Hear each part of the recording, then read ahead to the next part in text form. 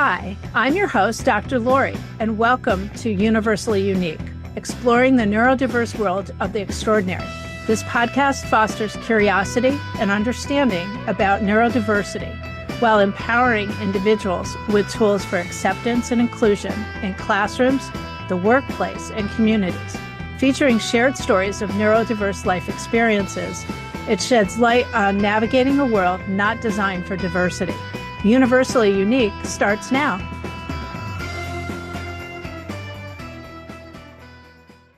Hi, it's Dr. Lori. Welcome to Universally Unique. My guest today is Brandon Sanderson, and after we do a little bit of breathing, we'll get to hear Brandon's story. So we're going to do 3 box breaths.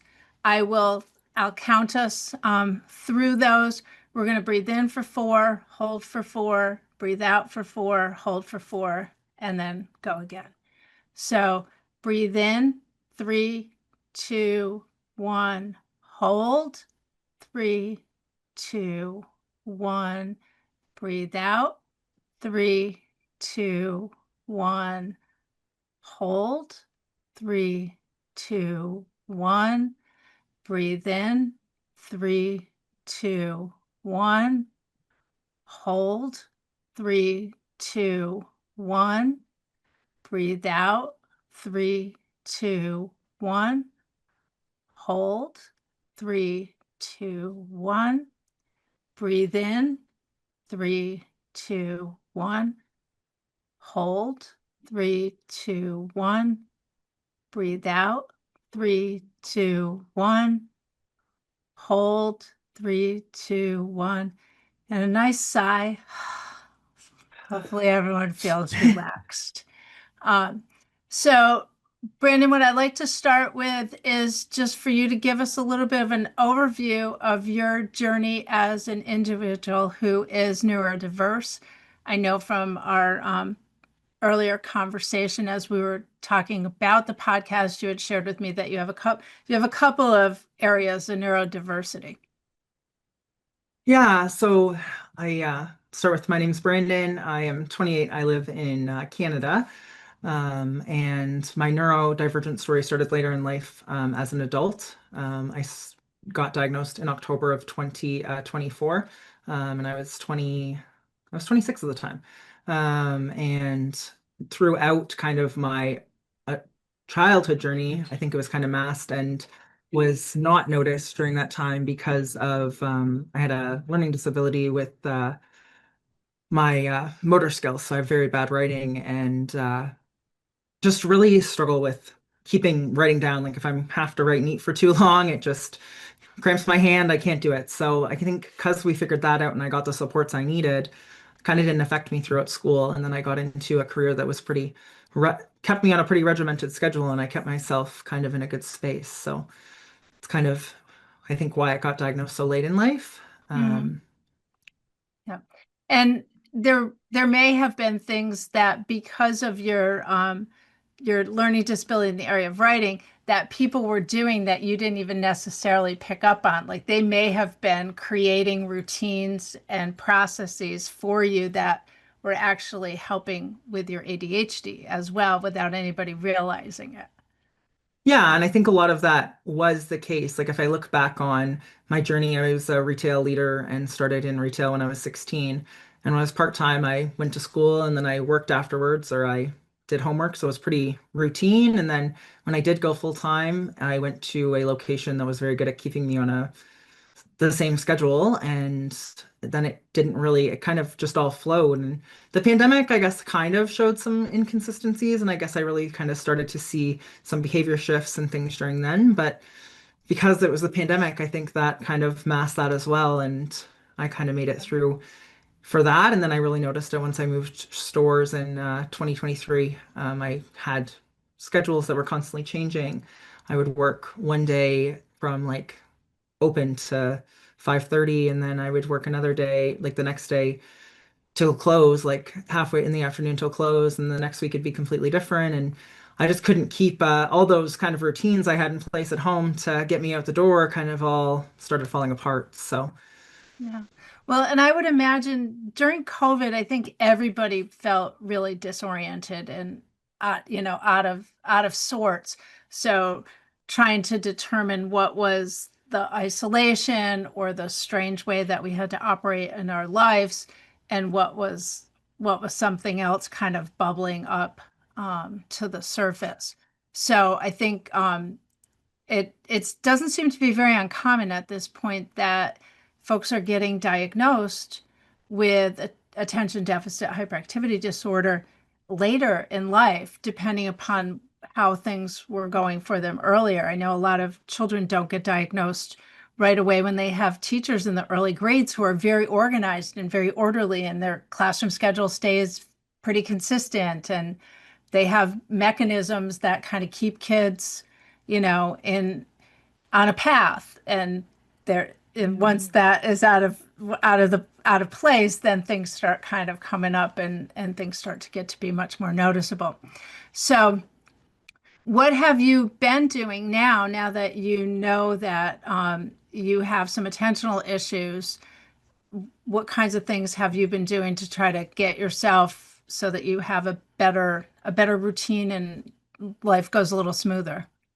Yeah, so I think the ADHD diagnosis brought a lot of clarity, and I think that was the really big start of my like clarity shift of, something's different. Like now I kind of know what's different, and Hmm.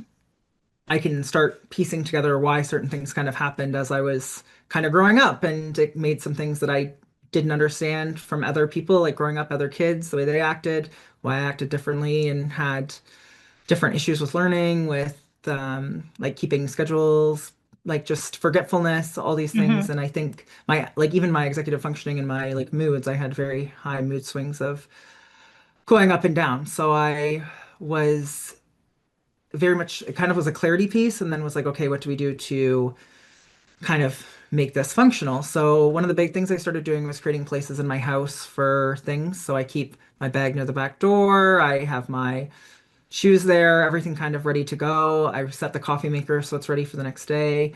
And I recently just started, and it's been a big game changer, is I don't check my phone when I first get up because I found if I seen too many notifications, I was getting overwhelmed Yeah. and just not focusing on the tasks and the things I needed to do. So I don't look at it in the morning, and I got a smart calendar that does like has all my kind of morning to-dos in it. So I do the cat litter, get all those kind of things done. So it's helped me be more routine to not have 100 things kind of flying all over the place.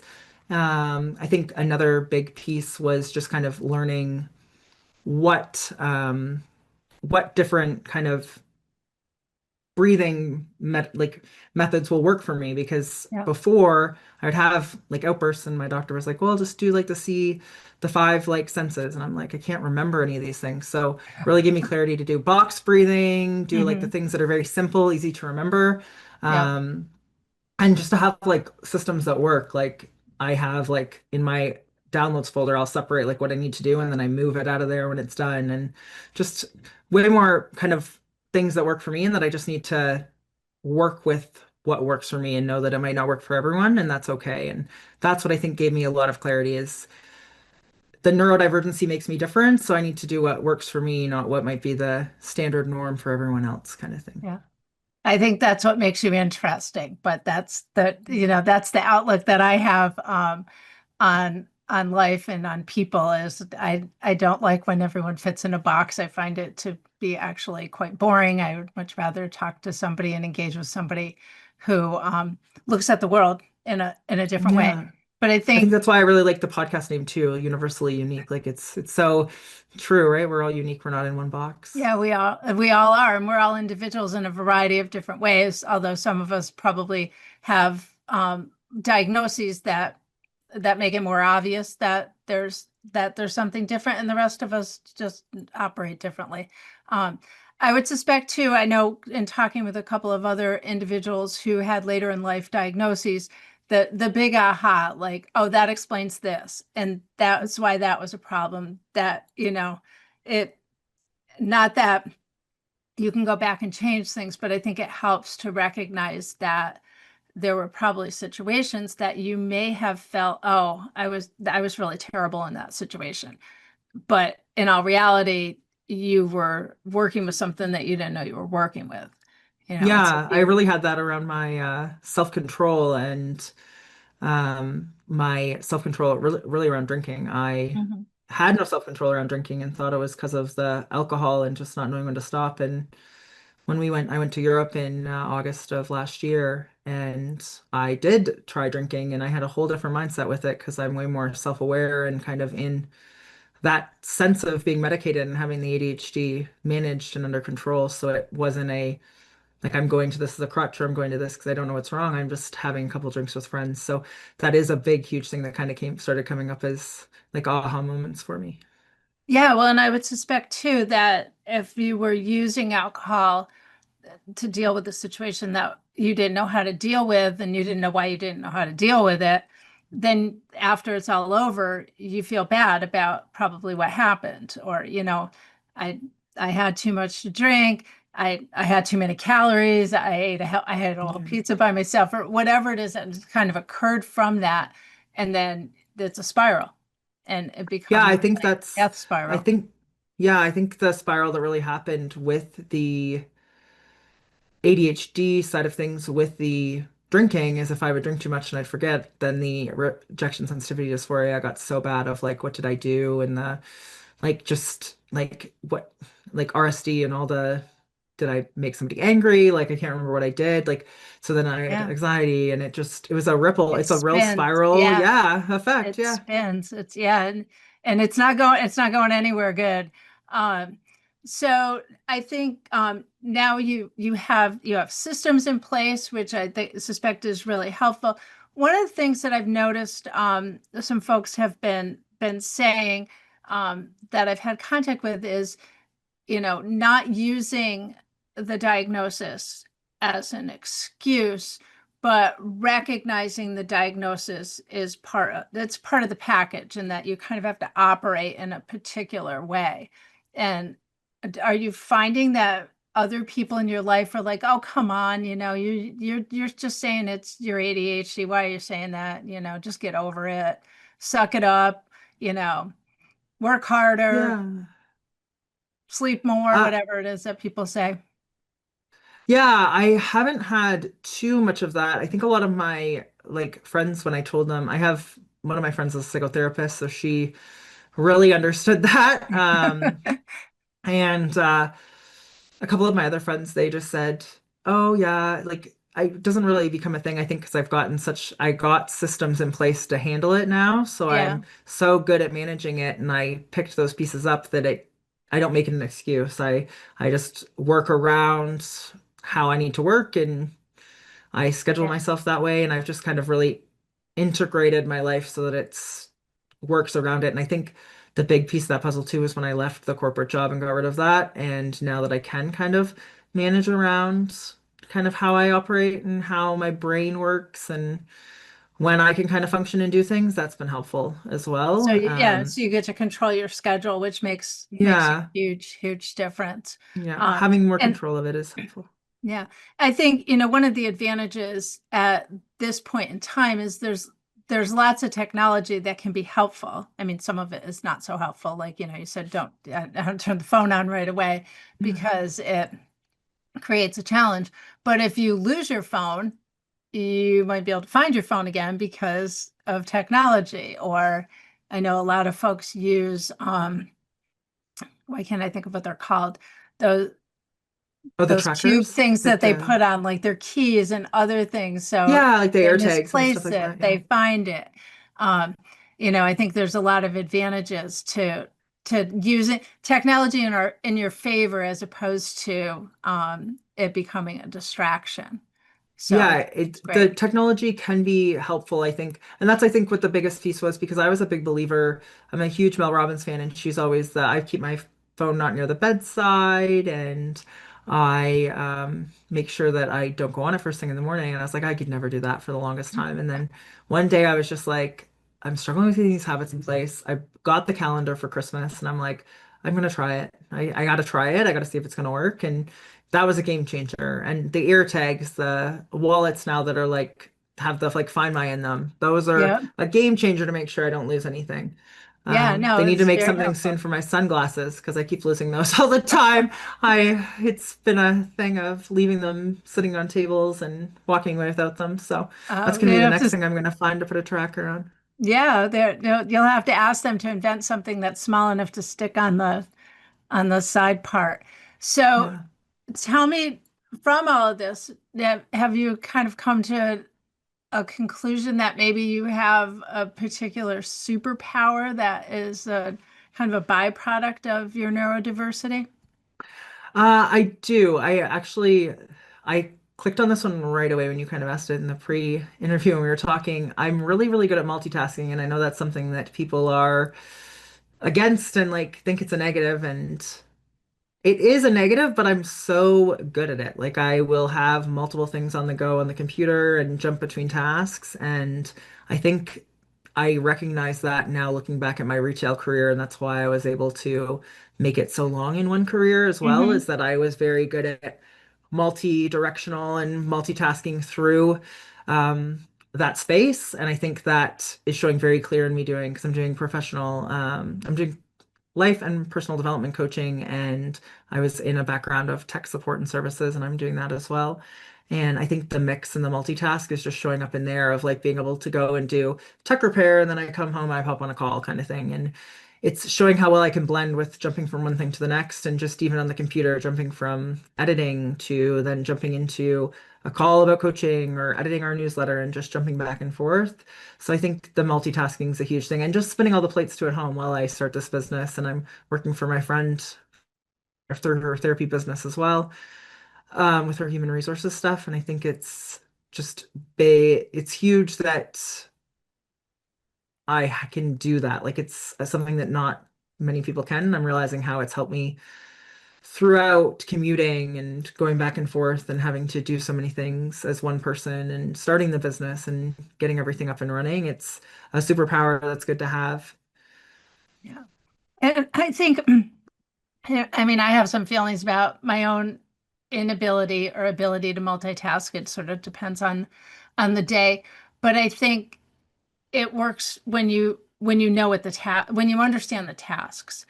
I Yeah. think when you're trying to learn something brand new, you just got to zero in on that one thing. You can't be like trying to do five other things at the same time, or at least I can't. And my No. experiences as an educator, if people are like, oh, I can multitask, and I'm like, okay, but sometimes you need to just pay attention to one thing at a time. And then once you understand it, once it's part of how you operate, then you probably can do that and a bunch of other things. I think the novelty helps too. You know, the consistency of changing different activities throughout the day probably keeps you more engaged and more excited about what it is that's going on. I suspect if we put you with one particular task for the entire day, you would die of boredom. Yeah, no, for sure. Yeah, the mix of tasks is definitely helpful. Yeah, Yeah.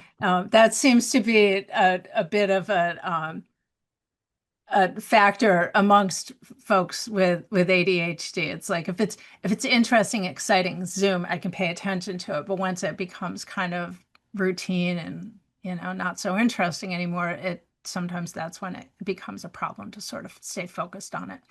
So Yeah.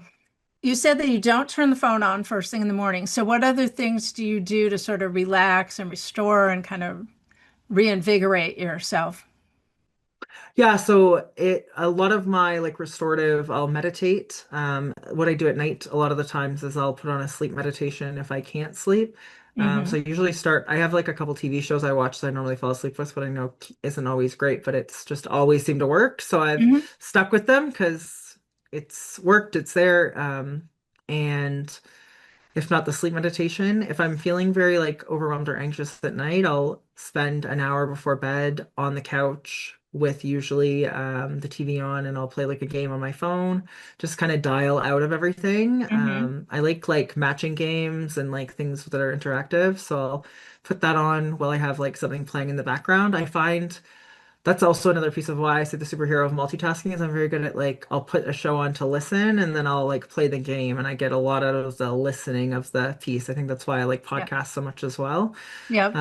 Or like learning where it's like video learning and you can listen and hear what they're talking about because I'll listen to it while I'm doing other things and I'm picking up the pieces that I need in my ears while I'm focusing on or maybe working on like typing an email or something that's not taking all my focus. And I think Hmm. that's like how I'll relax at night too, is it's just shutting my brain down of the game and the show and then kind of letting everything else go.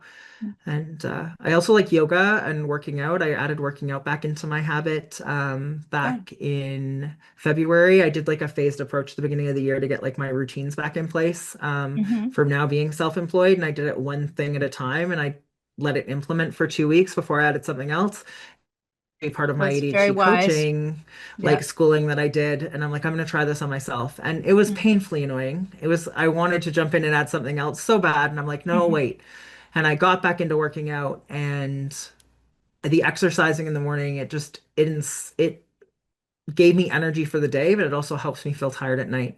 It really is a big circadian rhythm booster. And I think it's what really helped me get through this winter is by getting that kind of reset.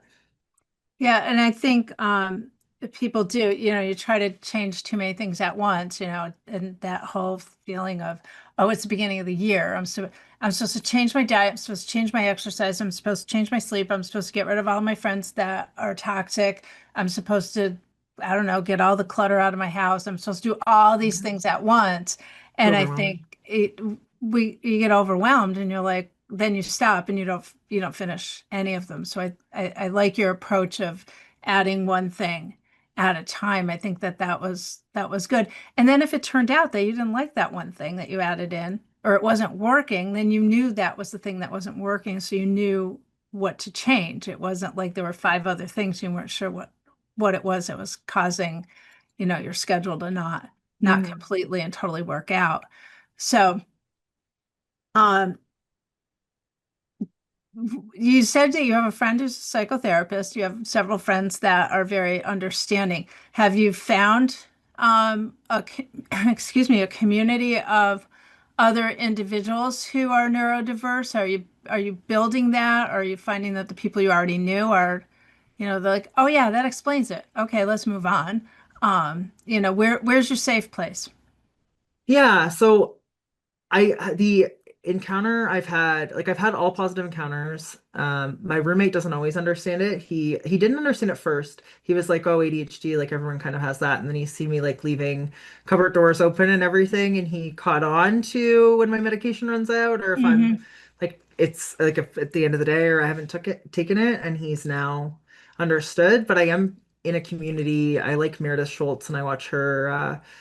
Weekly ADHD call she does on Hmm. Meetup, and I'm in her like the WhatsApp group she created, and I'm looking at building out a ADHD program for kids and adults for either individual or group. I'm thinking to start individually and then maybe try to do a group just to have parents understand like neurodivergent children and then have a space for adults who are learning their ADHD Yeah. diagnosis. I think there's a big space that is needed for that, especially kids with ADHD that are diagnosed and maybe the parents don't understand or aren't fully understanding why things are happening a certain way. That's actually where I came from before we met today. I was with my friend and her son that was recently diagnosed, and I'm going to start doing coaching with him.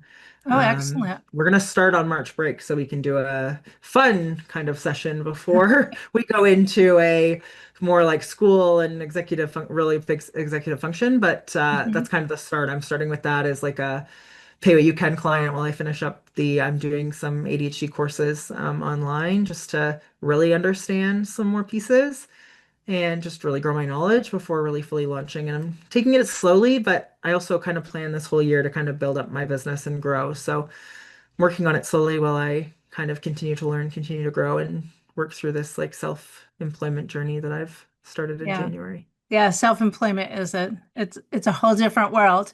Yeah. I love the fact though that you're going to start doing some stuff with younger individuals. I'm anticipating this. You're friend's son is probably what, like a teenager or so. Yeah, he's 14. Yep. Because I think a lot of kids in schools start to get the feeling like, well, people don't like me because maybe I can't always stay quiet during class, or, somebody's let on that teacher doesn't like me. Maybe somebody's even said something inappropriate, like, well, you're a bad kid. I wish you'd stop doing that stuff. Because I think there's a lot of bad feelings that those kids oftentimes end up carrying. So I think it's great that you want to focus some of your attention there, because anything we can do when individuals are younger, it makes the rest of their life so much easier. Yeah. And I think that's a really big piece that resonated from me in that time, like of being a child, like seeing him go through it now. I'm seeing some things from that I did when I was a kid that Yeah. maybe if we had known sooner, I could have corrected and not brought into so much into my 20s. So, Yeah. And I think, generationally too, things change. People are more aware of certain things at different points in time. And I think we're becoming, as a society, more aware of the fact that there are more people who are neurodiverse than anybody thought there were. yeah. Because there were people like yourself who managed to keep it together enough to look like everything was okay when it really wasn't. But nobody was noticing that because you were doing what it was that they thought you were supposed to be doing. You were apparently you were getting your schoolwork done. You went to college, you did all the things that they thought you should be doing. So they thought, oh, everything's fine, and not knowing what it was that you were, you know, the stream that you were swimming uphill on, could have been made easier if anybody had actually noticed where some of your Yeah. struggles were. Yeah. If it would have been noticed earlier, I think I could have like definitely worked on kind of not having as many dilemmas in my 20s that I did and having kind of a clearer, kind of more self-aware.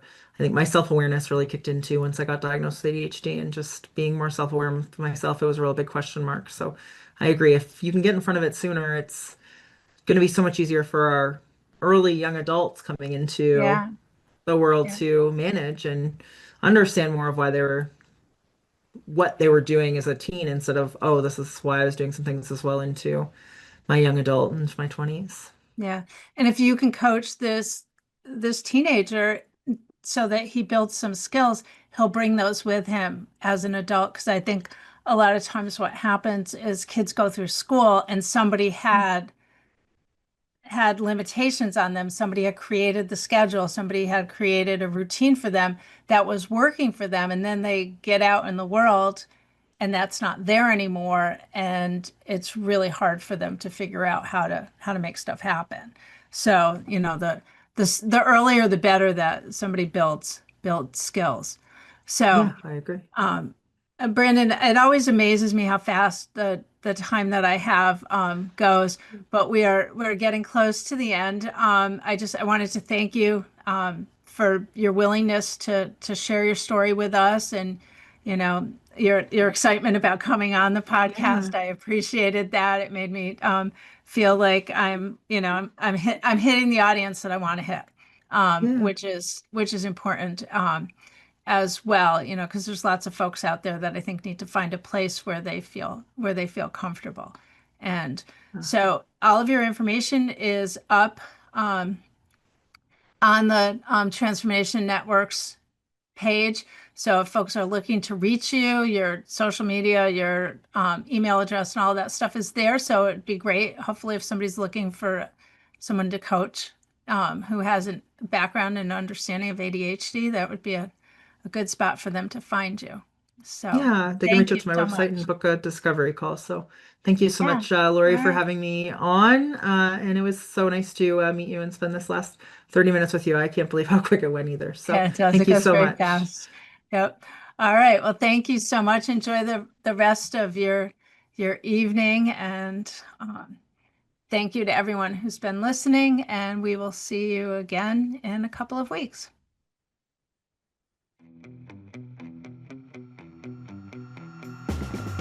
Thank you for listening to Universally Unique, exploring the neurodiverse world of the extraordinary. Join me, Dr. Lori, on Transformation Talk Radio every second and fourth Monday at 11:30 Pacific Time as we continue to explore navigating a world not designed for diversity. For advocacy and support for individuals with disabilities, let's connect.